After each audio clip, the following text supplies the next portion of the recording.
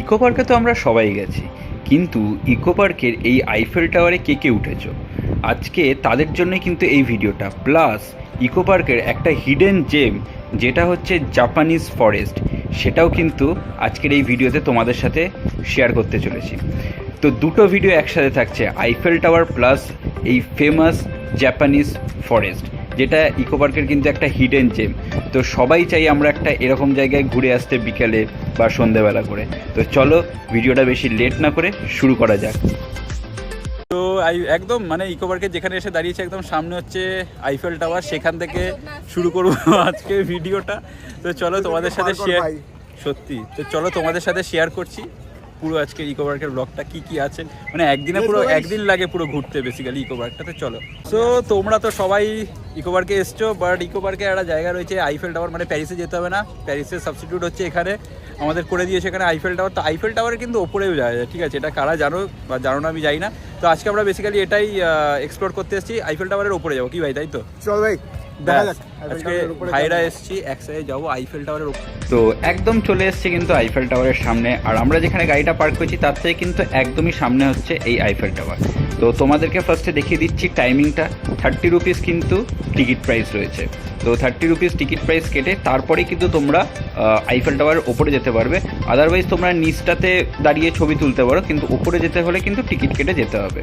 আর সামনে কিন্তু দেখো অনেক রকমের তোমার এরকম খাবারের জায়গা রয়েছে, এরকম খাটিয়া টাইপেরও রাখা রয়েছে, ধাবাতে যেরকম আর কি হয়। তো এখানে তোমরা বসে খাওয়া দাওয়াও করতে পারো।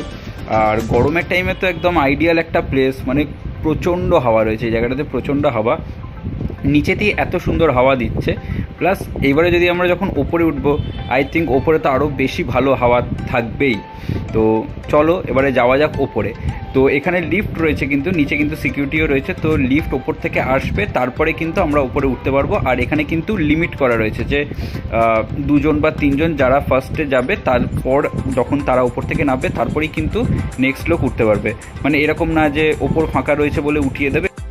আমরা ওপরে চলে এলাম, ওপর থেকে পুরো একদম হেভি লাগছে কিন্তু ওপর থেকে, না ব্যাপারটা গরমকালের ভাইব ইজ গুড। হ্যাঁ, আর হাওয়াটা হালকা ব্রিজ, এক্স্যাক্টলি। আর গরমের সময় আসলে কিন্তু হেভি লাগবে, কারণ হাওয়াটা অসাধারণ লাগবে, ফাটাফাটি লাগবে এই জায়গাটা। লেক ওই দিকটা দেখা। হ্যাঁ আমি দেখাচ্ছি, ব্যাক ক্যামেরাতে দেখাচ্ছি, বেশ ভালো লাগছে। এটা আমি মানে আগেও এসছি, আমি জানতাম না যে এটার ওপরে ওঠা যায়, তো তাই জন্য আজকে স্পেসিফিক্যালি এখানেই এসছি আমরা যে হ্যাঁ উঠতে পারি, এক্স্যাক্টলি। আর জাস্ট ওপরটা থেকে ভিউটা দেখো, ওফ ওফ, জাস্ট অসাধারণ। ওপর থেকে দেখতে যেই রকম ভালো লাগছে, আর ঠিক সেই রকম হাওয়া দিচ্ছে কিন্তু ওপর থেকে, মানে জাস্ট হাওয়াতে উড়িয়ে নিয়ে যাচ্ছে, এত সুন্দর হাওয়া। গরমকালে তো মানে একদম পারফেক্ট স্পট কিন্তু ওপরে। আমাদের তো অসাধারণ লাগছে ওপরে এসে এখানটায় টাইম স্পেন্ড করতে, তোমাদেরও আসলে কিন্তু আশা করছি খুবই ভালো লাগবে। এখানে একটা এপিক স্ক্যাম হয়ে গেছে, আমরা ওপরে চলে এসেছি কিন্তু এখান থেকে লিফটটাতে নামার বুঝতে পারছি না, কারণ সিকিউরিটি আসে এসে নামিয়ে দিয়ে যায়। এটা ক্রস হয়ে গেছে, মেকানিক ইস্যু হয়ে গেছে। ডাক ওইদিকে ডাক। আমি ভাবছি ওপর থেকে মানে সিকিউরিটিকে ডাকতে হবে, তারপরে ওপর থেকে নামতে পারবো। হলো ওখানে আর কি, মানে একটা টাইম লিমিট আছে, 5 মিনিট হোক বা 10 মিনিট হোক। তো যত এখন যেহেতু রাশ বেশি নেই তার জন্য 10 মিনিট করে টাইম দিচ্ছে, আর যখন রাশ বেশি থাকে 5 মিনিট করে টাইম দেয়, তারপরেই ওই লিফটটা নামে বেসিক্যালি। এটা হচ্ছে ব্যাপারটা, ওপর থেকে নাইলে ওরমভাবে হয় না। আর কিছু বলতে চাইছিলিস? সবসময় লোকেরা সামনে থেকে এন্টার করে, বাট আই উড প্রেফার সবসময় ব্যাক গেট থেকে এখান থেকে স্টার্ট করো, because it involves less walking and everything is better from here. ভালো একটা অবজারভেশন, কিন্তু এটা ভালো অবজারভেশন। এটা আমরা করি না, আমরা হয়তো মেন গেট দিয়ে ঢুকি সবসময়। তো তোমরা একবার ব্যাক গেট দিয়েও আসতে পারো, এই দিকেও মানে আইফেল টাওয়ার এই দিক থেকেও স্টার্ট করা যেতে পারে বেসিক্যালি। চলো আইফেল টাওয়ার তো দেখা হয়ে গেল, এবারে আইফেল টাওয়ার ওই দিকে ছেড়ে কিন্তু আমরা এবারে হেঁটে এগোচ্ছি জাপানিজ ফরেস্টের দিকে। তো এবারে বলি, জাপানিজ ফরেস্ট আসতে গেলে তোমরা কোন গেট দিয়ে ঢুকলে সব থেকে ইজি হবে। তো গেট নাম্বার 1 দিয়ে ঢুকে কিন্তু লেফট সাইডের দিকে চলে আসলে কিন্তু সেটা সব থেকে বেশি ইজি হবে, কারণ ওই গেটটা সব ক্লোজ গেট এই জাপানিজ ফরেস্ট আসার জন্য কিন্তু। আর এখানে এসে কিন্তু বেশ অসাধারণ লাগছে, মানে সবসময় আসি কিন্তু দিনের বেলা বা বিকালের পর এসছি, কিন্তু সন্ধেবেলার পর এই টাইমটাতে আসিনি। তো আমার ইচ্ছে ছিল জাপানিজ ফরেস্টটা রাত্রিবেলা কীরকম দেখতে লাগে সেরকম দেখার খুবই ইচ্ছে ছিল। তো তার জন্য আজকে কিন্তু আমরা চলে এলাম হচ্ছে এই টাইমটাতে, জাস্ট অসাধারণ লাগছে, এত সুন্দর হাওয়া দিচ্ছে যে তোমরা আসতে কিন্তু জাস্ট ফাটাফাটি লাগবে। তো চলো, 5 মিনিট লাগবে আইফেল টাওয়ারের ওখান থেকে হাঁটলেই কিন্তু পৌঁছে যাবো জাপানিজ ফরেস্ট। এখানে কিন্তু ঢুকতে কিন্তু কোনো এন্ট্রি ফিস নেই, এটা কিন্তু একদমই ফ্রি। তো আমরা পৌঁছে গেলাম কিন্তু জাপানিজ ফরেস্টের মধ্যে। আর ঢুকতেই কিন্তু সবার ফার্স্ট তোমরা দেখতে পাবে গৌতম বুদ্ধের একটা কিন্তু স্ট্যাচু। এইবার আমরা লেফট সাইড দিয়ে হেঁটে চলে যাব অন্য দিকটাতে। তো চলো দেখা যাক আর কি কি আছে। তো যেতে যেতেই কিন্তু ফার্স্টেই চোখে পড়বে এরকম কিন্তু স্মল বুদ্ধাগুলো। আর এখানে কিন্তু ওনারা বিশ্বাস করে যে রাত্রিবেলা এই স্মল বুদ্ধাগুলো জেগে ওঠে এবং এই জায়গাটা কিন্তু প্রোটেক্ট করে। আর এখানে কিন্তু সমস্ত বুদ্ধগুলো কিন্তু আলাদা আলাদা দেখতে, একরকম কিন্তু একটাও দেখতে না কিন্তু। এইটা তো দেখা হয়ে গেল, এবারে চলো এগিয়ে যাওয়া যাক।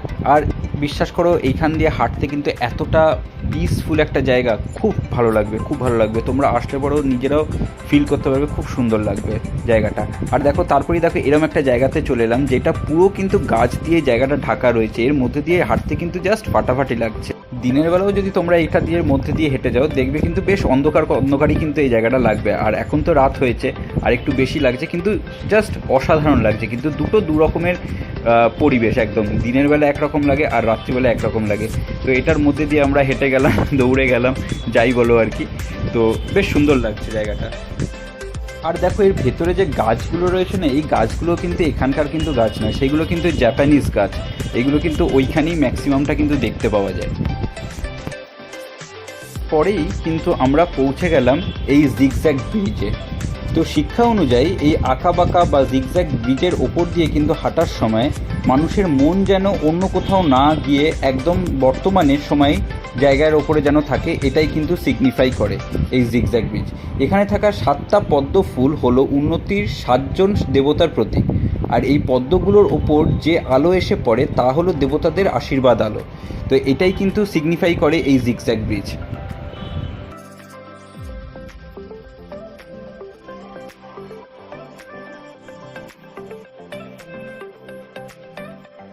এবারে নেক্সট আমরা হাঁটতে হাঁটতে যেখানে চলে আসলাম সেটাকে হচ্ছে বলে কিন্তু মুন গেট। দেখো শেপটাও কিন্তু অনেকটা গোল, যেহেতু তার জন্য কিন্তু নামটা দিয়েছে হচ্ছে মুন গেট। এটা কি সিগনিফাই করে সেটাও তোমাদের সাথে শেয়ার করছি। তো এই মুন গেটটা যেভাবে মাটির ওপর মাথা তুলে দাঁড়িয়ে থাকে তার জন্ম এবং নতুন করে শুরু করার কিন্তু প্রতীক। একটা নতুন চাঁদের জন্ম যেমন নতুন সময় এবং নতুন কিছুর আগমনকে বোঝায়, এই গেটটাও ঠিক তেমনি কিন্তু সিগনিফাই করে।